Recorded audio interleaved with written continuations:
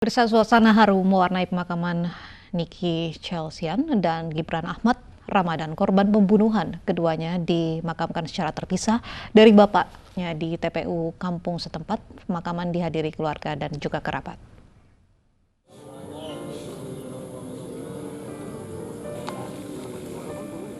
Duka menyelimuti pemakaman Nicky Chelsian dan Gibran Ahmad Ramadan.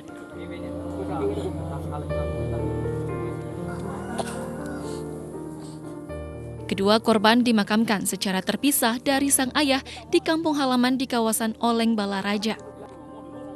Tak ada yang menyangka dua bocah malang ini diduga menjadi korban pembunuhan ayah kandungnya sendiri.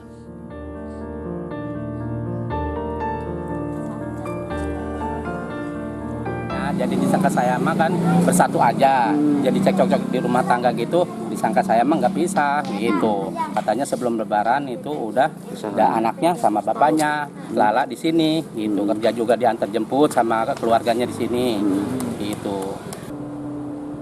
Sebelumnya, Robi dan kedua anaknya ditemukan warga tewas mengenaskan di dalam rumahnya sendiri dengan kondisi Robi tergantung.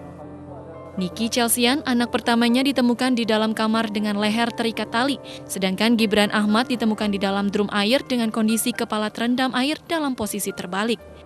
Dari Kabupaten Tangerang, Banten, Aimarani, iNews melaporkan. Perkembangan terbaru mengenai kasus ayah yang diduga bunuh dua anak kandungnya. Kita sudah bergabung dengan Kapolresta Tangerang, Kombes Adi Ari Syam Indradi. Selamat sore, Pak Kapolres. Mbak. Pak Kapolres, apakah sudah diketahui begitu apakah ayah dan juga pelaku yang juga merupakan pelaku pembunuhan dua anaknya ini mengalami depresi begitu sehingga membunuh kedua anaknya, atau apa yang melatar belakangi kejadian ini? Ya, korban saudara R ini yang diduga bunuh diri berdasarkan tanda-tanda klinis yang ditemukan, yaitu keluarnya sperma dari kemaluan korban, kemudian hasil otopsi itu menyatakan bahwa korban meninggal karena lehernya terjerat, kemudian tulang lehernya ini patah. Korban saudara R ini dengan istrinya, saudari L, itu sering cekcok mulut. Suatu saat di pertengahan bulan puasa, terjadi cekcok mulut yang hebat, kemudian akhirnya atas inisiatif istrinya pergi meninggalkan suami dan anak-anaknya karena takut diancam dibunuh oleh saudara R. Akhirnya dia tinggal di rumah ibunya. Sampai dengan malam kejadian ditemukan jam 2 pagi, beberapa jam sebelumnya yaitu jam 22, saat saudari L, istri korban, diantar oleh ibunya untuk kembali ke rumahnya, bahkan terjadi cekcok mulut kembali antara korban R dan istrinya, yang akhirnya setelah itu istrinya ini meninggalkan rumah korban, kembali lagi ke rumah ibunya. Pak Kapolres, bisa dijelaskan sesungguhnya motif dibalik ini apa, Pak Kapolres?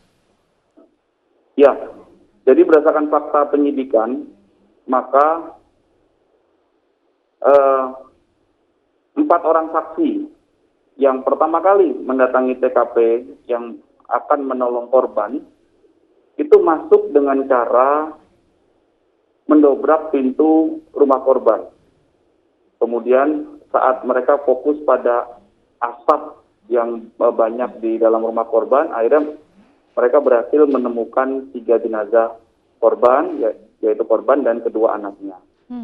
Kemudian karena sering cekcok mulut ini, saat istrinya korban berada di rumah ibunya bertanya, kenapa kamu tidak kembali ke suami kamu lagi?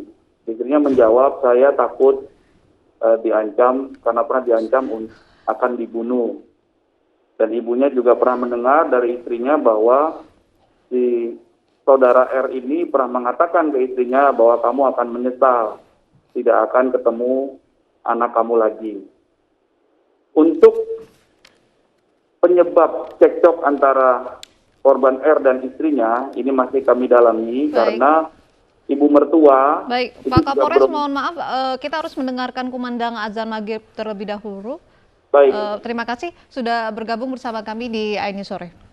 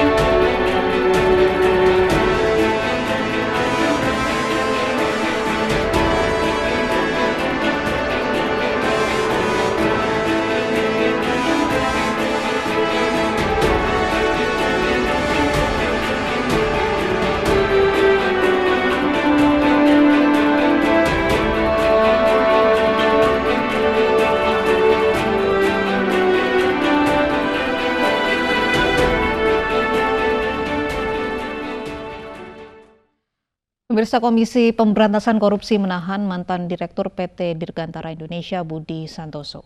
Ia dijerat bersama Irzal Rinaldi Zailani, mantan Direktur Niaga PT Dirgantara Indonesia. Mereka diduga korupsi sejak tahun 2007 hingga 2017 dengan mengadakan proyek-proyek fiktif. Pada awal tahun 2008, tersangka atas nama BS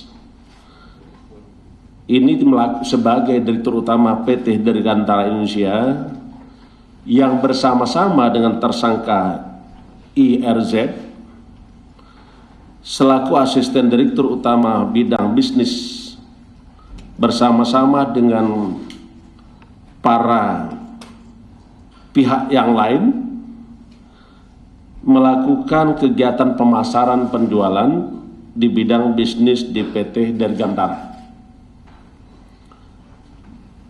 Dalam setiap kegiatan, tentu tersangka BS sebagai Direktur Utama dan dibantu oleh para pihak bekerja sama dengan mitra atau agen untuk memenuhi beberapa kebutuhan terkait dengan operasional perusahaan. Dan proses mendapatkan dana itu dilakukan dengan pengerjaan yang sebagaimana tadi saya sampaikan pemasaran dan penjualan secara fiktif.